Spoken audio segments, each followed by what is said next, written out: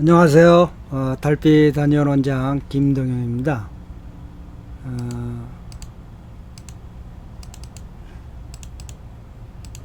오늘은 그동안 여러 가지 일로 잠시 중단되었던 정통 도교 수련의 전 과정 45번째로 또 하나의 새로운 세계 불교라는 제목으로 그 내용을 연재하도록 하겠습니다.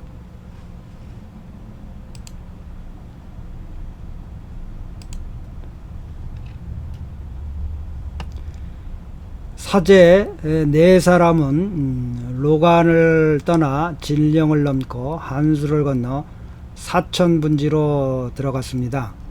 사천이라 하면 중국의 서쪽에 있는 사천성을 말하는 거죠. 그 유명한 그 성도가 충칭 중경이라고 하는 곳이죠. 그 지나는 모든 길이 산은 높고 물은 깊어 길이 험하고 힘든 곳이지만 네 사람에게는 전혀 문제가 되지 않는 것입니다. 오로지 첩첩산중 빼어난 경관과 깎아지른 천혜의 봉우리들과 엄청난 소리로 떨어지는 직벽의 폭포 소리, 그 빽빽한 오래된 고성과 쓰러진 나무들, 까마귀 짖는 소리, 그 원숭이들이 외침들, 말 그대로 세상 밖에 딴 세상으로 네 사람의 마음이 한껏 풀어지는 거죠. 그냥 완전히 자연과 하나 되는, 정말 그 60년대 중국의 그 깊은 산속, 뭐 말할 수 없겠죠. 우리나라도 뭐 60년대 그 설악산을 갔는 그 60년대 말에 그 오대산에 갔는데 뭐 아무것도 없이 그 절들도 다 폐허가 된 그런 상태였었는데 60년대는 어떻겠어요? 중국은 더 갔겠죠.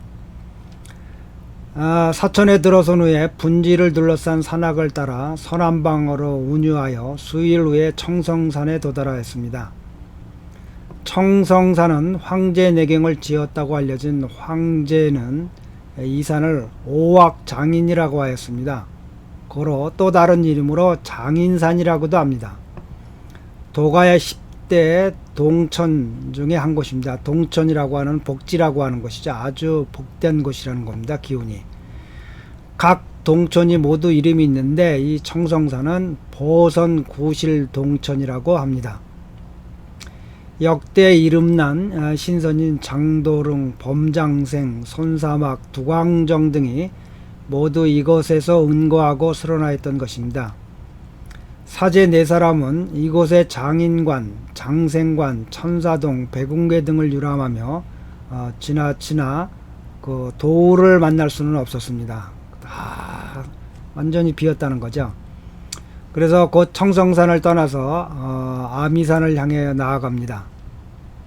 아미산을 멀리서 바라보니 녹색이 창창하고 운무가 짙게 깔린 것이 일종의 신비함과 성스러운 기운이 느껴지는 것입니다.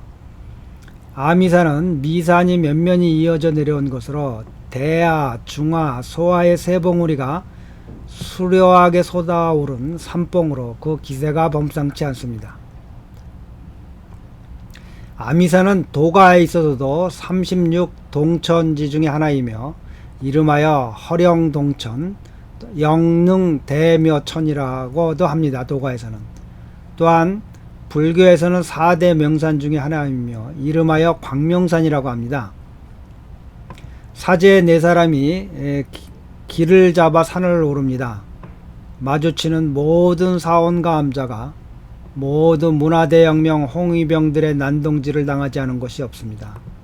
향불은 끊어진 지 오래고 스님들은 모두 사라지고 한편에 난장판이 되어 있는 것입니다. 세 분 스승은 모두 마음이 쓰렸습니다. 사조께서 이 왕력평에게 알려주기를 이 아미산은 불교의 성지다. 산 전체로 크고 작은 사원이 100여 곳이 있다. 이 산은 불교의 저명한 보현보살이 응화한 도장인 것이다. 산 전체의 크고 작은 사원에는 고승선사가 적지 않았다. 특히 도노한 사람들이 많았으니 불교의 수련은 그 깊이가 아주 깊은 것이다. 과거에 사조께서 제자인 지금 같이 모시는 사부인 청정과 청어를 데리고 이것을 운유한 적이 있습니다. 그때 방장과 그 절의 스님, 방장 스님과 불교와 도교를 논하면서 서로 철자 탁마하는 수련으로 서로의 장점을 취하고 단점을 보완하면서 서로 10분 의기투합했던 적이 있습니다. 지금 이렇게 재난이 밀어닥쳤으니 그 모든 대사들이 어디로 갔는지, 잘 지내고 있는지 사조의 마음속에 걱정이 밀려드는 겁니다. 전진교는 창립한 이래로 이미 교파의 관념을 쓸어버리고 유불선 3교 합의를 주장하였습니다. 후에 일어난 도가 경전이 나중에 지어지니까요. 적지 않은 불가의 내용들이 유입됩니다. 선불, 도가와 불교 모두 동방문화로 그 이치가 일치하고 그 법이 상통하여 도가 깊어질수록 서로 간의 차이가 없어지는 겁니다. 불교의 도가 깊든 도가의 도가 깊은 분들은 서로 만나면 아무런 차이를 못 느끼는 거죠. 낮은 수준에서 출발점이 다르기 때문에. 그렇지만 산봉우리에 오르면 동일한 곳에서 만나는 거죠. 그것이 어떤 정파든 저는 동일하다고 봅니다. 각자 엄청난 큰 산봉우리를 오르는 길이 다양할 뿐이지 그 꼭대기에 오르면 동일하다는 것. 기왕 불교 성지에 왔으니 사조께서 왕력병에게 일련의 불교 이론 지식을 가르치는 것이니 이후에 더욱 깊게 들어갈 수 있도록 길을 열어주는 것입니다. 불이라고 하는 글자는 불타의 약자로 법문을 음역하여 나온 말로 그 뜻은 각자라는 뜻이다. 이 각에는 깨달으면 자각과 각타와 각행 원만의 세 가지의 의미가 있다. 이 삼각을 한 사람을 일러 불이라 한다. 성불이란 깨우치기를 우주와 인생의 일체의 것을 통달하여 명확한 경지에 이른 것을 말한다. 불이란 불교 네 가지 성인 중에 제일 높은 경지인 것이다. 불교는 2500여 년 전에 인도에서 창립되었다. 시조는 석가모니로 그 뜻은 석가족의 성인이라는 뜻이다.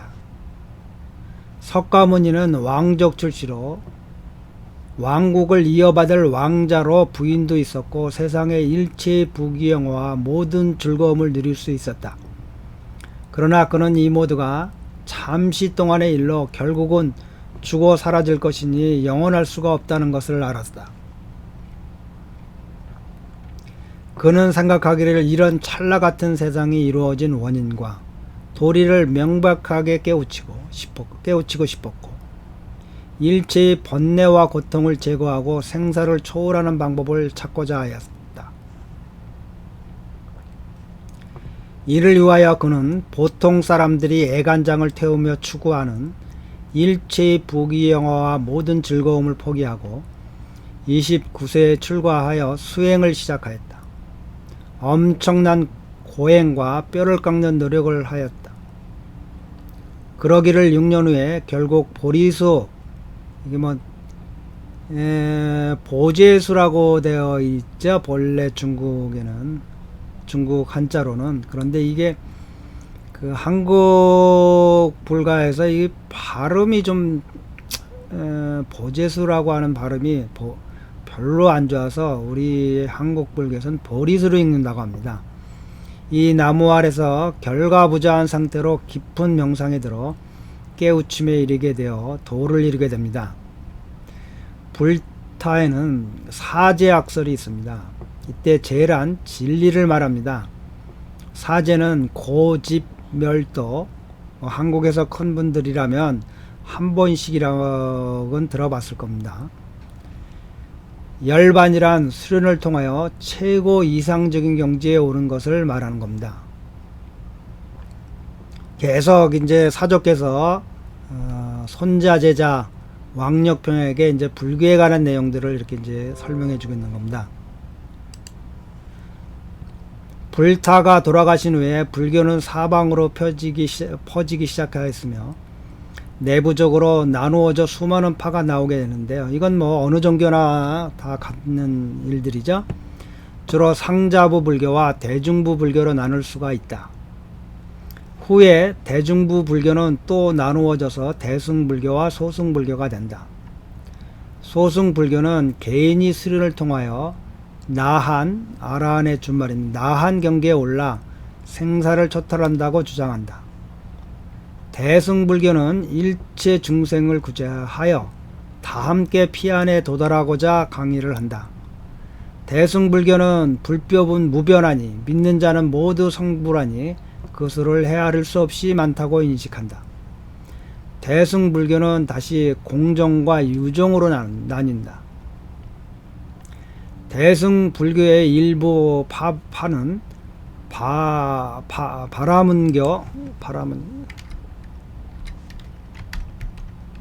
바라문교와 융합하여 밀종을 탄생시킨다.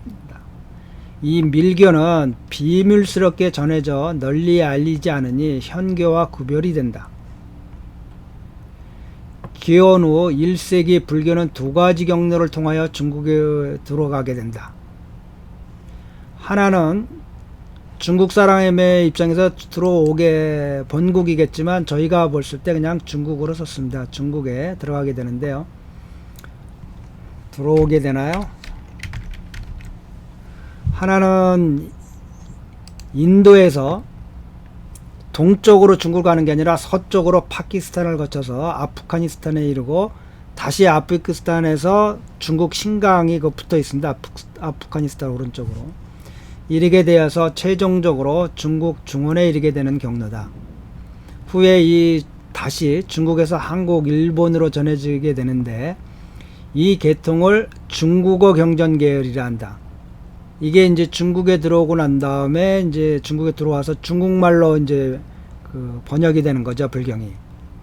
그래서 그 중국말 경전을 보는 계열, 중국, 한국, 일본을 이제 중국어 경전 계열이라고 하는 거죠. 또 하나는 인도에서 동쪽인 네팔을 거쳐 티벳에 이르고 다시 중국 내지로 전해지는데 티벳에서 전해진 불교를 또 다른 이름으로 라마교라고 한다. 후에 다시 이 라마교 티벳에서 다시 몽골을 거쳐서 이제 시베리아로 전해지게 된다. 중국에서 다시 몽골을 거쳐서 시베리아로 전해진다. 이를 티벳 경전계열이라 한다. 그러니까 티벳 장어라고 그러는데 우리말로도 장어라고 그러고 중국말로 이제 티벳 말을 장어라고 하죠. 이렇게 이상한 걸 들어서 그 티벳 경전계열이라고 한다.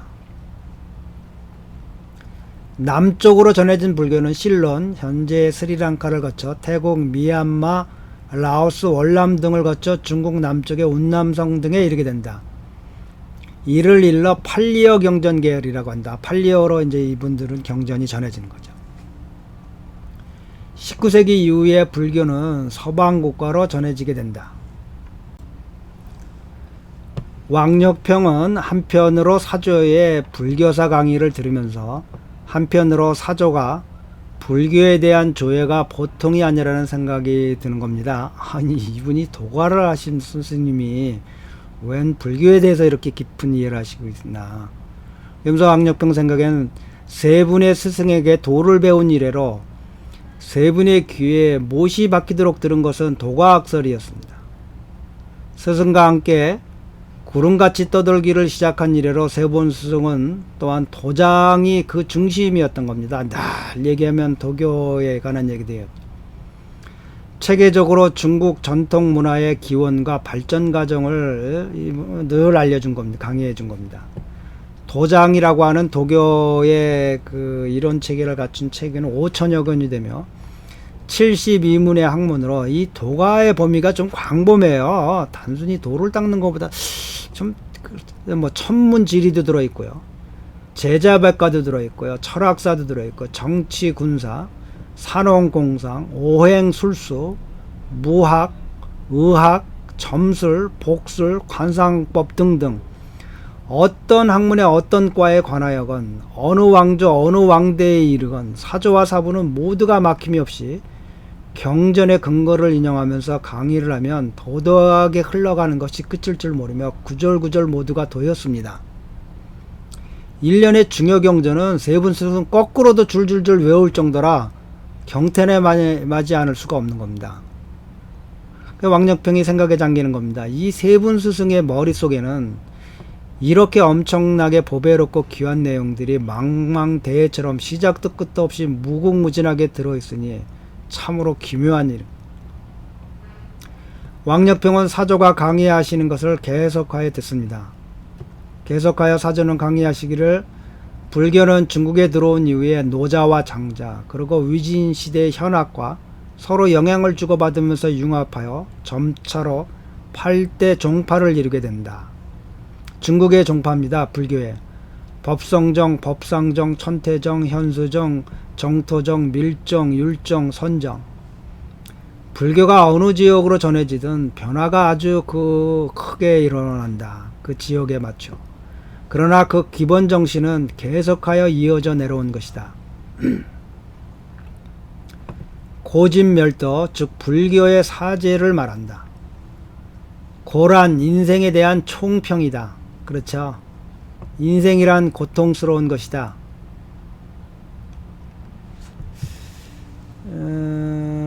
이제 나이 들어 충분히 이해하겠네요. 재밌는 거는 7일간의 우주여행인가요? 외계인들이 썼다고 하는 그곳에 납치되었다가 외계의 세상을 보고 온 그곳 사람들이 주장하는 것도 지구의 삶이란 어떻게 태어나고 어떻게 고통받고 어떻게 죽느냐를 배우는 것이라고 깜짝 놀랐어요. 고통을 배우러 왔다는 겁니다.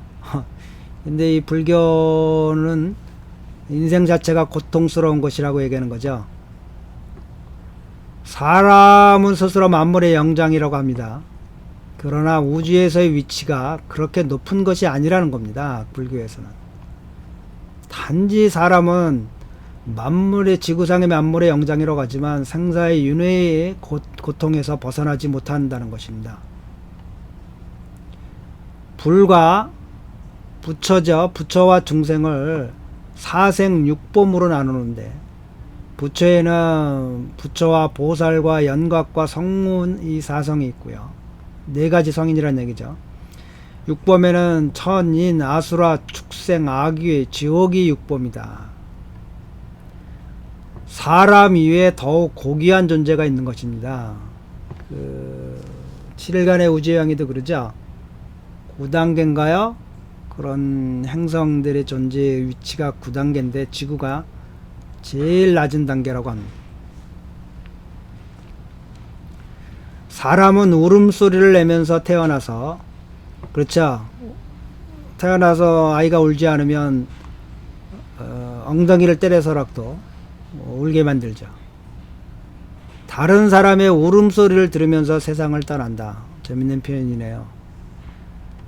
태어나는 고, 늙는 고, 병드는 고, 죽는 고, 사랑하는 사람과 헤어지는 고, 원한과 증오가 모인 고, 구할 수 없어서 생기는 고통, 오온의 고, 이 8가지 고통이 인생의 전 과정을 따라다니는 겁니다. 한시도 떠나지 않는 겁니다. 고통이.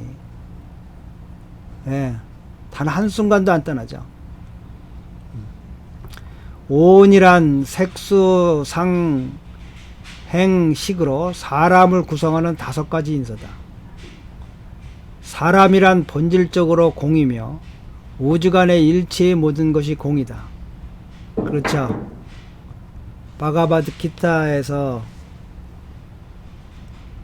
태어난 모든 것은 그것이 물질이든 생명체든 태어났잖아요. 죽을 수밖에 없는. 예.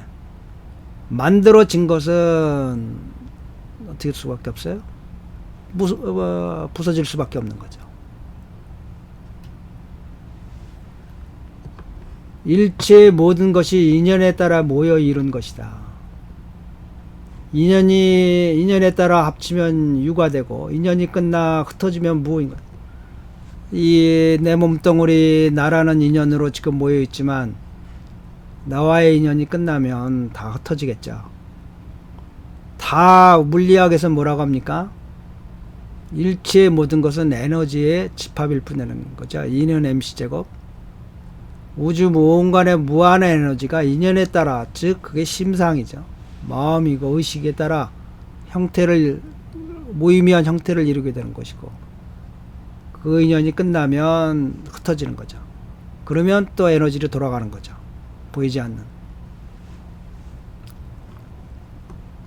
결국 있는 것은 인연이라, 불교에서는 인연이라 한 것이고요. 또는 마음이라고 하고요. 많은 다른 연계에서는 의식이라고 하는 거죠. 결국 의식만이 남는다는 거죠. consciousness, intelligent consciousness, 지성이라는 거죠. 지성. 인연에 따라 합치는 것은 자성, 그 자체로 자성이 있는 것이 아니죠. 인연이라는 것은 본질이 없는 거죠. 인연은 일체의 모든 것이 역시 공이죠. 물질적으로 본다면, 그죠? 물질적인 것은 어차피 보이지 않는 에너지의 결집일 뿐이고, 인연에 따라서, 즉 의식에 따라서, 의식이라고 할 수도 있고 인연이라고 할 수도 있고, 그 인연이 끊어지면 흩어져. 물질 덩어리, 여러 물질이 모여 있잖아요. 제 몸에, 인연에 따라서. 고통에 의는 사람들에게 일체의 몸 밖의 물질에 집착하지 말 것을 가르쳐 주는 것이다. 그 어떤 것도 고한 것이니 내 밖의 모든 물질에 집착하지 말라는 것을 가르쳐 준다고 합니다. 집이라고 하는 것은 인생 고통의 근원, 고의 근원을 탐구하는 것입니다. 사람이 깨우치지를 못하여 사리가 불명하고 우주 만물이 모두 공이라는 것을 인식하지 못하니 오히려 구덩이 속으로 달려들고자 하는 거, 깨우친 사람들을 보면 저희 같은 범인들이 하는 모든 행위가 불구덩이 속으로 자꾸 달려들어가고 있다는 겁니다. 탐욕이 끝이 없으니 스스로 번뇌를 찾아 나서는 거죠. 모든 삶이 고통인 것입니다. 고통의 원인이 불명하니 공의 경계를 깨우칠 수가 없는 것입니다. 멸이란 번뇌를 소멸시키고 고통에서 벗어나 윤회를 초월하여 공에 도달하는 과정과 방법을 말한다. 범인의 인생과 상반되는 방향으로 나가면 멸이 가능하며 결국 성불하게 된다. 간단하게 표현했네요. 보통 사람들이 추구하려는 모든 것과 거꾸로 가면 결국 성불하게 된다는 겁니다. 아주 이 할아버지 스승은 아주 간결하게 방법을 표현했네요. 우리 저를 포함한 모든 범인들이 즐거움과 쾌락과 부귀영화와 출세와 이런 것들을 하여튼 범인들이 하는 것, 추구하는 것들을 반대로만 가면 멸이 가능하다. 결국 성불하게 된다. 필요한 것은 개정해의 사막이다.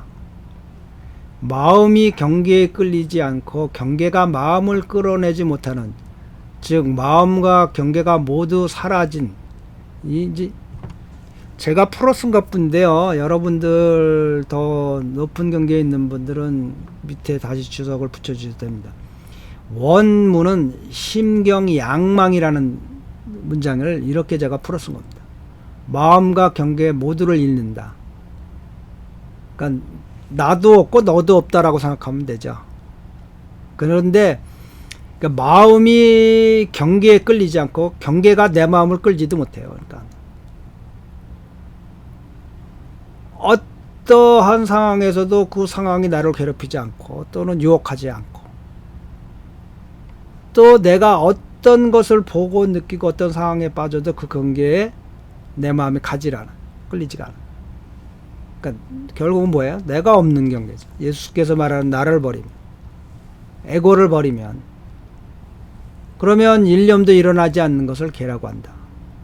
나와 너의 분별이 없는 경계죠. 뭐 이게 범인들은 이게 가능하겠습니까? 본질적으로 머리로는 알아요. 우리 몸뚱아리도 다 서로 통하는 거라는 거, 하나라는 거를. 우주가 하나고. 이론적으로도 설명할 수 있어요. 설명했죠? 우리 세포가 돌고 돈다고. 네 세포, 내 세포가 따로 없어요. 서로 바뀌어가면서 세포를 형성해요. 동물과도 같은, 또는 생명 없는 물질과도 끊임없이 우리 우주 물질은 돌아요. 서로. 그런데 이 에고를 어떻게 버리겠어요? 각성이, 깨우침이 원만하고 명철해서 내외가 안팎이 모두 끝없이 밝은 것을 정의라고 한다. 인연에 따라 사물을 그냥 자유자재로 응대하니 그 묘형이 끝이 없는 것을 해라고 한다. 이 삼자는 서로 상보상성하는 것으로 서로가 체와 용이 되는 것이다.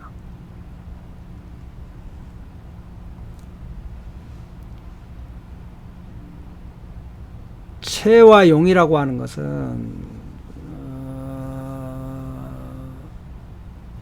어떤 사람의 외부의 물질로서의 체와 그의 성격을 용이라고 할 수도 있다.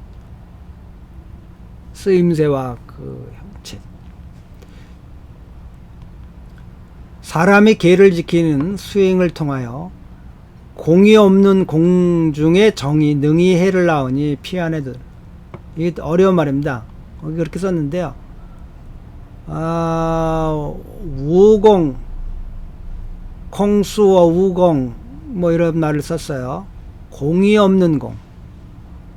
그 속에 정이, 조금 아까 말한 정이 나오고, 능히 해를 낳으니 피안에도. 깨우침에는 점차 깨우치는 점호와 순간에 깨우치는 도노가 있다. 역사적으로 많은 쟁론이 붙었던 선교, 선정과 교정의 문제하고도 비슷한 겁니다. 오랜 기간 그 도를 조금씩 깨우치는 수련을 지속하여 나아가다 보면 어느 순간 우주 본질과 일체가 되어 나눌 수가 없는 경계에 이르러 관건적인 시간이 되면 문득 대화각성하게 되니 이를 돈으로 한다.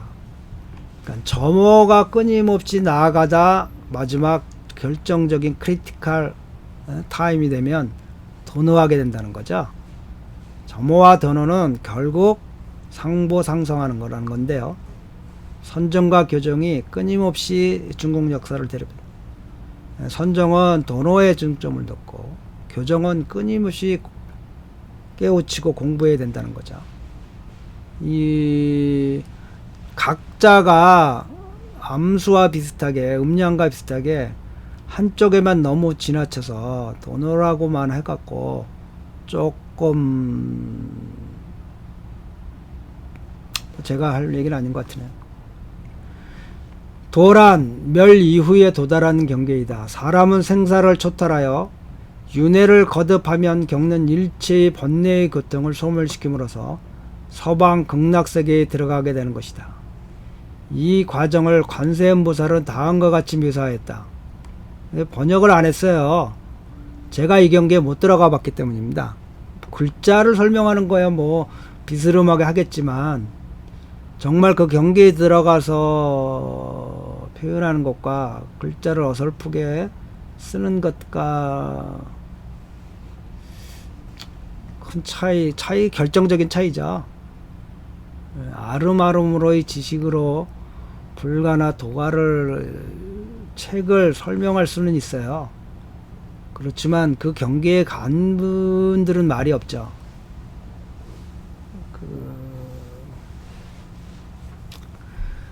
초우 문중 처음에 듣는 중에 망수어 어디 있는지 없는 경계에 들어가게 되니 결국 정막 속에 들어가서 동정 두 가지 상이 있을 뿐이니 리아오란 부상 그 확연의 진이 깨우침이 오니 부상 동정이 일어나지 않으니 루슈진 점차 그것이 늘어나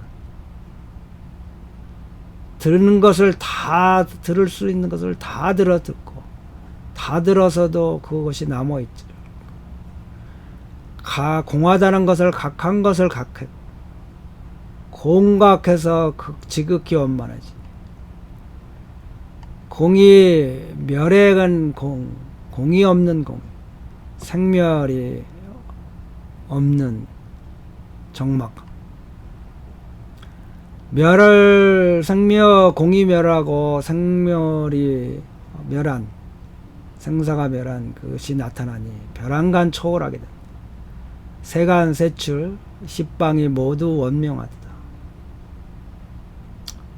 이 경계에 이르신 분들이 있으면 이걸 잘 설명해서 댓글로 올려주시면 많은 분들에게 도움이 될 겁니다. 강의가 여기에 이르자 사저 무국도인이 왕력평을 또렷하게 쳐다보며 말하기를 이 마지막 몇 구절의 정경을 너는 이미 경험하였다. 불저가 강해한 그 극락세계 너는 이미 가보았지 않는가. 내가 죽은 후에 보고 느낀 빛나고 밝은 대도가 바로 이 서방대도인 것이다. 너는 이 불문에서도 깨우친 자가 된 것이니 그래서 나는 너를 활사인 죽은 자가 살고 있다 라고 부르는 것이다. 너는 현재 우주에서 단지 갈 곳은 이것뿐이라고 알고 있다. 물론 최후에는 이곳으로 회귀하게 되니 역시 계속하여 수련하도록 하라. 왕력평은 이를 통하여 또 다른 신천지가 있는 것을 알게 된 것입니다.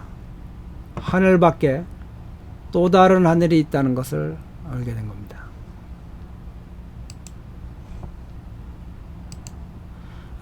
이 본 대도여행 원문 파일을 원하시는 분들은 네이버 밴드 한의학 다함께 연구에 들어오시면 다운로드 받을 수가 있습니다. 계속해서 연재를 보시고자 하실 분은 구독하시면 쉽게 바로바로 볼 수가 있을 겁니다. 자, 모두들 빛과 사랑이 넘치는 복되고 즐거운 생활 되시기 바랍니다.